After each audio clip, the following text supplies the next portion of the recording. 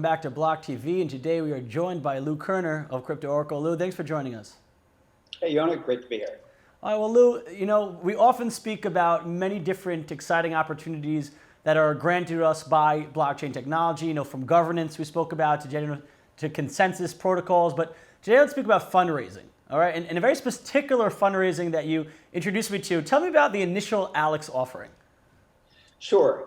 Well, this whole idea of a personal token, that people can create their own token and provide value to the token holders in really an infinite number of ways. And we're just starting to see the emergence of this. And really, I think the biggest one, and again, it's super early, is called the Alex token. And Alex Mezmajian is a young guy who just raised $20,000 by issuing the Alex token.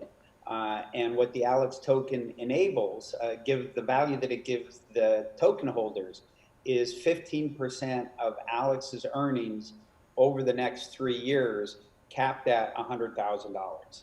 And again, it's very, very early in this, but it's certainly an interesting way for people to fund. It's not even funding a company, but it's enabling Alex to move to San Francisco, which is very expensive, and build a company. Alex is very active in Metacartel. He's got a pretty big profile in DeFi and in the DAO world. And so I think Alex, he's not unique in the ability to raise this amount of money. But it's certainly, I think, very helpful to have the kind of profile that Alex has. Mm-hmm. Yeah, it's definitely an interesting idea. But I mean, is this essentially, though, an ICO, a personal ICO? Wouldn't it run into the same issues that, this isn't necessarily legally binding, that you own the token and you hope that you'll get value from it, but there's nothing inherently, there's no equity here. You're not inherently, gaining value from the person unless that token value goes up. Well, I think right now, it is basically Alex's word that he's going to be giving this value to his token holders. I think in the future, and pretty quickly, I think you'll see different kind of smart contracts that make sure that these things are handled algorithmically. But in the early days, we're able to do it just on Alex's word. Mm-hmm. It's an interesting idea. An NBA player, Spencer Dinwiddie, of the Brooklyn Nets, he actually tried to do something similar. He tried to tokenize his NBA contract. And similarly, token holders would get future earnings. The NBA said no and kaput to that. But question, Lou, are you invested in Alex right now? I am not, but I am looking forward to becoming invested in Alex. I think there's going to be a secondary market in the token, and I really do look forward to becoming a shareholder in Alex. Because I actually really believe in Alex, and I think that there's an opportunity for a lot of upside here. Up to I think 5x if Alex hits that $100,000 cap. And do you think that regulators would consider this a security? I think regulators can consider anything a security, and certainly I think if Alex is in the U.S., it's certainly possible that regulators could come after him. Do they really want to spend their time going after people who are raising $20,000? Nobody really knows the answer to that. And certainly $20,000 isn't a lot of money, but I think you're going to see people start to raise a lot more money. And my guess is more of it will be done outside of the U.S. because of the uncertain regulatory environment in the U.S. Mm-hmm. And I think the question on every viewer's mind right now is, when are we getting our ILO, our initial Lou offering? Don't hold your breath. Don't hold your breath. Okay, well, I'm patiently waiting. I've saved the little funds on the side just in case you do decide. Now, passive index funds have outperformed, and this is a classic tale of kind of new financial instruments disrupting traditional ones, where passive index funds have kind of definitely outperformed active managed funds, but have become more popular recently over active managed funds over the long term. And you've turned me on to PieDAO, which is kind of trying to bring that type of success to crypto. Tell us a little bit about what PieDAO is. Sure. So this whole idea of passive management, I mean, it's a movement, it's a global movement in investing over the last 40 years and continues to grow dramatically. So, actively managed funds, have actually been losing assets now for a long time, and more funds every day are being passively managed.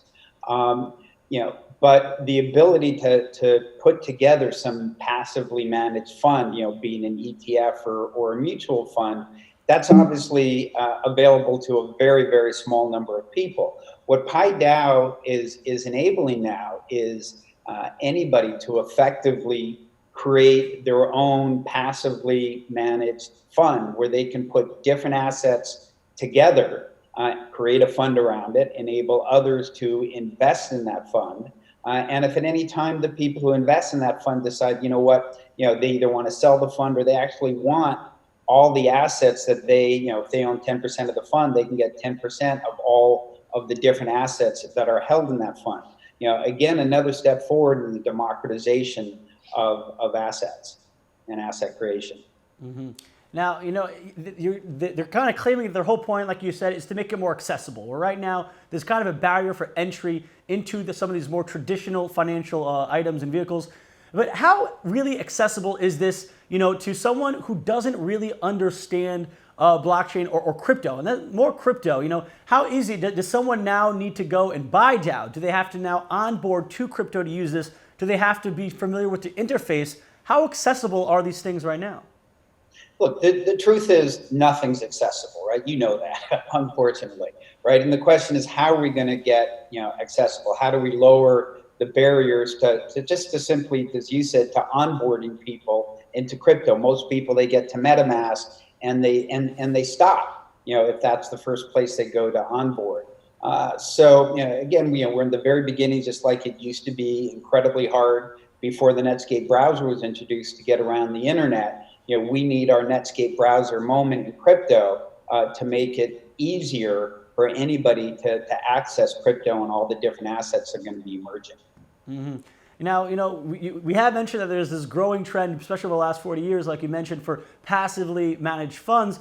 But I believe right now there's a large amount, if not majority, that are actively managed money right now in the world. At what point are those financial advisors, for people who might not, who aren't good with their money, they want to trust it in someone else's hands.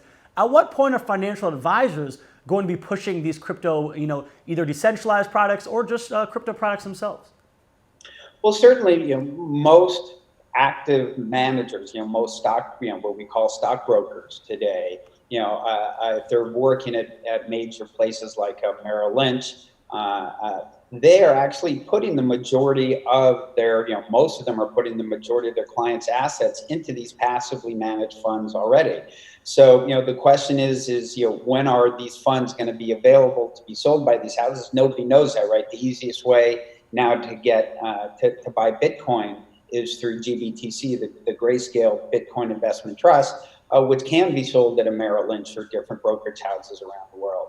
And it's my view that we're in the very early days of this, where it looks very different. If you go back and take a look at, say, junk bonds, 40 years ago when Michael Milken introduced junk bonds, every major brokerage company said they were garbage and that they would never, ever deal in or sell or trade junk bonds. And today, 40 years later, junk bonds are just like everything else. And it's my belief that the same is going to be said for crypto. Today, it looks very different. Most of the major banks say they're never going to get involved with it. But in my guess, in 40 years, it's going to be just like everything else, traded just like everything else, accessible just like everything else, except for, it'll be 24/7. And my guess is most other markets will be 24/7 as well over time. Mm-hmm.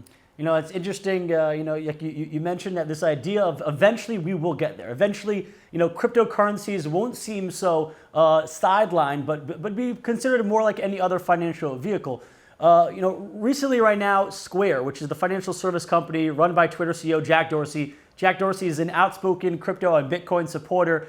So the U.S. government, or Square, announced that the U.S. government is allowing U.S. citizens to get their stimulus payments directly through Square's Cash App. That the U.S. government now, because of this crisis, are looking towards a little smaller players in the game, a little more tech-forward players in the game to help enable them to get these stimulus payouts to citizens. Now, regardless of your thoughts on the stimulus plan, do you think that, these crazy times, which is causing the government to kind of open up regulation a little bit, try new things that they previously wouldn't have, do you think that, that these moves, that mass adoption for crypto and for these crypto products will come from a more established traditional company like Square, even though it's not so traditional, which they already offer crypto in their Cash App, or do you think it's going to come from a place like PieDAO, which is a purely crypto startup, and make its way into mainstream?